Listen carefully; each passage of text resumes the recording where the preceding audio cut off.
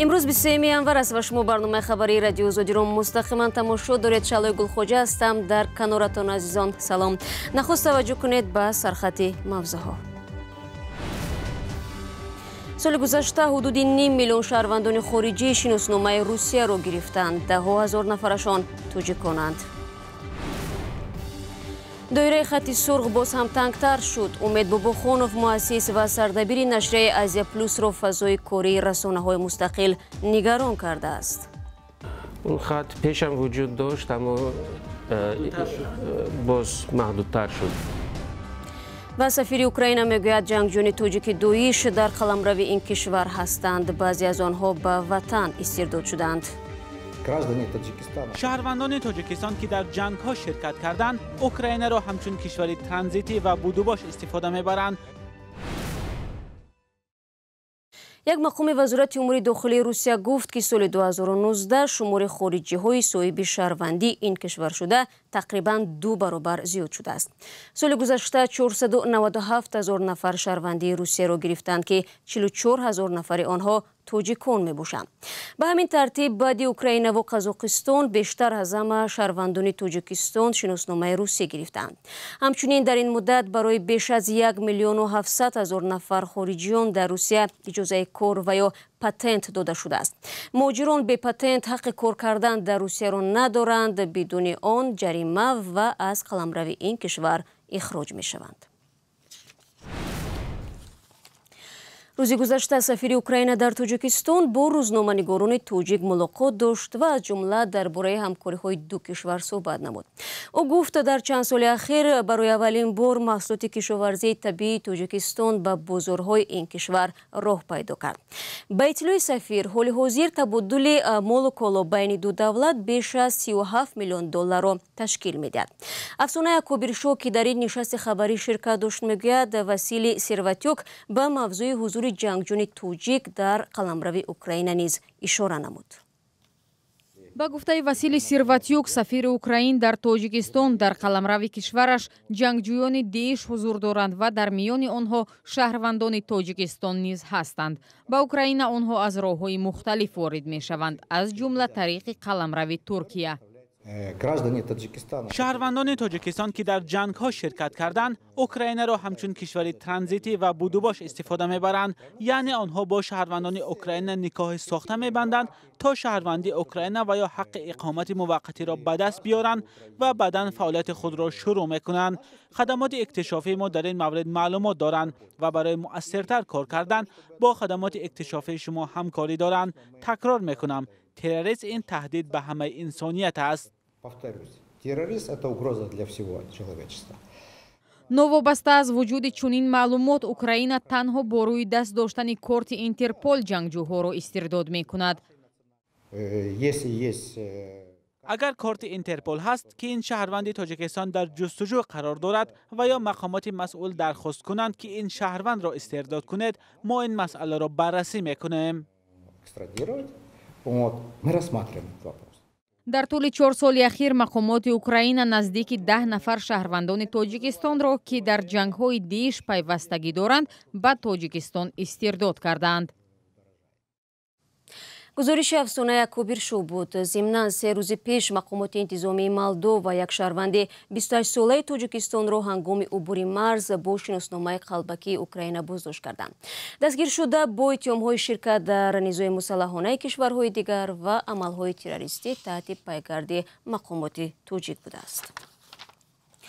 چگونه جوانان به دام جنگجویان میافتند و حتی مرگطلب میشوند؟ یک خبرنگار افغان با مثالهای روشن و در اساس حادثه‌های واقعی کتابی را منتشر کرد و در دوشنبه آن را معرفی نمود. زرنگیزی نوروشو در این باره گزارش میدهد.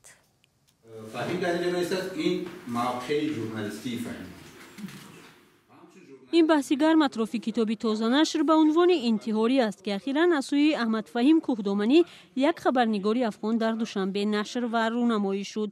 انتحاری از سرنوشت تلخ یک جوان افغان قصه می‌کند که به دام فریب گروه تروریستی می‌افتد، تجاوز می‌شود و حمله انتحاری انجام می‌دهد.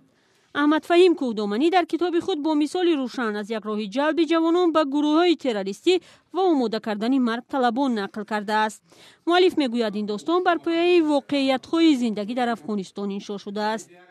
او نوجوان را خانوادهش به خاطر آموزش کتب دینی روان کرده، اما برعکس تروریست ها بر از او درس های دیگه میتن، بر علاوه که درس های ضد ارزش های انسانی میتن و فکر از او را تغییر میتن. مؤلف کتاب انتحاری تلاش کرده است در داستان خود قسمت پنهانی زندگی تروریستان را برای خواننده روشن کند. مؤلف میگوید هدفش از این اقدام هشدار به خانواده‌هایی است که فرزندان خود را به مکتب و مدرسه‌های مختلف برای تعلیم می‌فرستند. پهلوها را متوجه باشند که پسرهای از اونا را کیها آموزش میدن. باید متوجه مربیان از اونا باشن، متوجه معلمینشان باشن. آیا اون مدرسه که اینا درس میخوانند یک مدرسه واقعا درست و مورد تایید حکومت افغانستان یا حکومت‌های کشورهای مختلف است؟ در مراسم رونمایی کتاب انتحاری روزنامه‌نگاران و نویسنده‌های تاجیک هم محتوای این کتاب را برای جامعه تاجیکستان داغ و مهم ارزیابی کردند. خیلی موضوع داغ است در منطقه ما.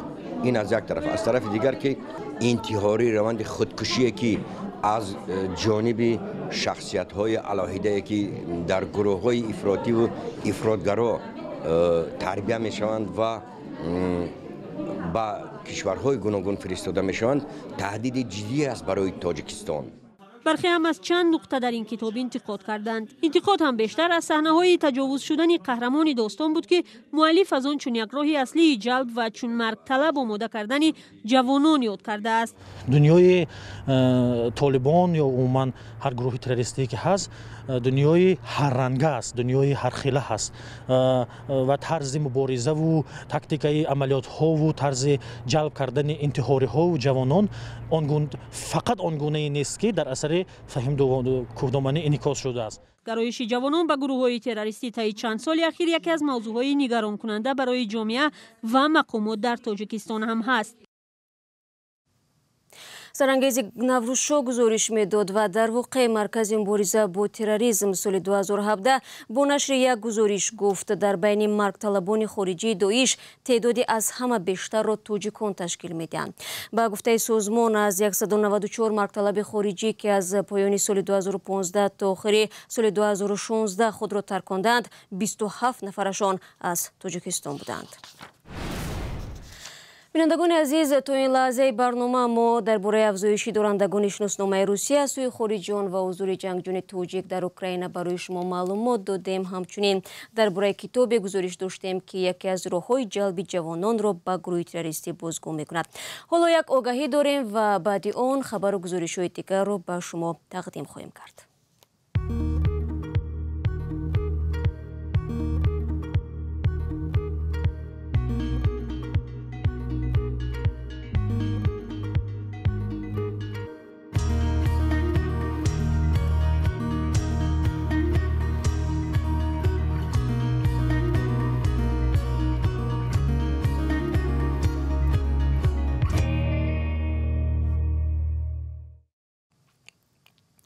шумо барномаи хабари радиои озодиро тамошо доред. ҳафтаномаи Азия плюс яке аз нашрияҳои маъруф дар Тоҷикистон 20 сола шуд. Умед Бобохонов, муассис ва сардабири ин нашрия мегӯяд, дар ин муддат тавонистанд хонандаи худро пайдо кунанд. Аммо Бобохонов аз танг шудани фазои корӣ барои Азия плюс ва дигар расонаҳои мустақил дар Тоҷикистон нигарон аст. Молураҷаб Юсуфӣ бо Умед Бобохонов суҳбат дошт ва нахост аз ӯ пурсид ки то куҷо аз кори нашрия розист. ба шакли умум агар гӯем, мо бисёр ифтихор мекунем ки ин гуна рӯзномаро истеҳсол мекунем, нашр мекунем. дар як муроҷиате ба хонанда навишта будам, нақл карда будам ки шумораи аввал хеле бо як мушкилот чоп шуда буд, чунки мо таҷриба надоштем он вақт. барои ҳамин аслан бояд дар аввали январи бояд мебаромад соли 2000, аммо азбаски мо таҷриба надоштем 3 ҳафта натавонистем онро ва шумораи аввал 21 январ ба чоп расид бо мушкилот. Аммо чӣ хеле ки боз гуфтам, چخیل که تاجیکا میگن دروید و شروید در مثال ما همین چیز عملی گشت. آنهایی که مطالب نشریه را پیگیری میکنند میگویند که آزیا پلوس در سالهای اخیر از نشر مطالب تنقیدی سیاسی کنار می رود و بیشتر با نشر خبرها اکتفا می کند. شما به این انتقادهای راضی هستید و اگر ها سبب در چیست؟ نه فقط آزیا پلوس بلکه دیگر ژورنال دیگر رسانه‌ها هم عوض شدن در مسائل بررسی موضوعها، چون وضعیت دیگر شد. وضعیت سیاسی دیگر شد. اون چیزی که ما میتونستیم سالهای نیمه 2000 گویم حاضر گفتنش مشکل است و اگر گوید میتونید با مشکلات روبرو شوید و برای همین فکر میکنم که در این دوره ما باید یک موضوعی هستند که باید ما خودداری کنیم یا خیلی با احتیاط باشیم. یعنی شما با این چیز معتقد هستید که برای آزیا پلوس و دیگر نشریه های مستقل حالا یک خط سرخ وجود دارد؟ اون خط پیش هم وجود داشت اما باز محدودتر شد. صحبت مفصل با امید باباخونов رو به زودی میتوانید در آزادی ویدیو و وبسایت azadi.org تماشا کنید. این نقاب‌پوشی رو که میبینید از صحنه فیلم ترسناک گرفته نشده است. این نفر است که شب 6 январи امسال از صندوق خیریه مسجد عمر عادل در ناحیه 8 پولها را برده است. صندوق چند ماه پیش در بیرون از دروازه مسجد نصب شده بود. مقامات انتظامی گفتند نفر گمانبر در این دزدی را معین کردند که خواننده صنف 11 و ساکن ناحیه پانغاز بوده است. از روی نشاندادی گمانبر شده او از درون صندوق خیریه 150 سومانی گرفته است. گمانبر سال 2019 با حکم دادگاه به دزدی ابدار شده به اجرای 80 ساعت کارهای حتمی مجازات شده بوده است. و حالا گزارشی داریم از زندگی دهشتناک ساکنان یک بینای یخبسته در ایرکوتسک. تصور کردن آنکه در این ساختمان صدموی عائله با فرزندان خردسال به سر میبرد تقریبا ناممکن است، اما ناچاری مجبور میکند. گزارشی را در این باره همراه میبینیم. این بنا برای یگان صحنه فیلمبرداری هالیوود منظره جالب می شود، اما در اصل چنین نیست. در این بینای یخبسته آدمان زندگی دارند. در میان آنها مادر 3 فرزند گلبهار کنجایوا نیز هست. تصور کنید بهار شود با ما چه خواهد شد؟ آیا چنین ممکن است؟ در اینجا زندگی کردن حتی خطرناک است، خصوصا برای کودکان خیلی خطرناک است. بینای خوابگاه پیشین آموزشگاه حربی اویاسیونی ایرکوتسک سال 1982 ساخته شده است و چند سال باز در حالت صدموی قرار دارد. دیوارها کیها باز مغار بسته است و ساکنان به ویرانه ها و پنجره های شکسته عادت کردند. شوهر گلبهار سابق آشپز قسم حربی است. این عائله بیش از 15 سال باز در اینجا زندگی می کند. میگویند میترسند که کودکان را در خانه تنها مانند و در حالت ضروری با خود به کار میبرند. این زن میگوید که خدمات کمونالی بنا کار نمی کند. ما خودمان میکنیم. ساکنان آنهایی که اینجا زندگی میکنند برای تعمیر یگان جای پول جمع میکنند. چراغ‌های دالان را ما خودمان میخریم. اگر تعمیر برق لازم شد خودمان میکنیم و ما هیچ کس خدمت نمیرساند. گرمیدهی تنها در آشیانه یکم است. از نم و رطوبت زیاد دیوار و زینه پایه ها خراب شدند. آشیانه های از دوم بالای بنا زیر یخ قرار دارند. ماه نوامبر در شفت بنا لوله آب شکست و مشکلی ساکنان را زیاد کرد. بعد از برهم دادن آموزشگاه در سال 2009 بسیاری از مردم خوابگاه را ترک کردند. حالا در این بنای صدموی 4 عائله با شرطنامه‌ای که با وزارت مدافعه بستند زندگی می‌کنند. آنها کارمندان قطاری اند و در شهر ایرکوتسک امتیاز گرفتن خانه را ندارند. نزدیک 10 عائله دیگر غیر قانونی زندگی می‌کنند. با سبب مشکل حقوقی نمی‌توانند صاحب منزل خوب شوند. مقامات پیشنهاد کردند که توسط دادگاه از حقوق خود حمایت کنند و حق گرفتن منزل بهتر را پیدا نمایند. بعد از آنکه خبرنگاران این موضوع را رسانه‌ای کردند، مقامات هم وعده دادند که برای دسترس کردن سند یاری می‌رسانند. برنامه ما پایان یافت. خدا نگهدارتان.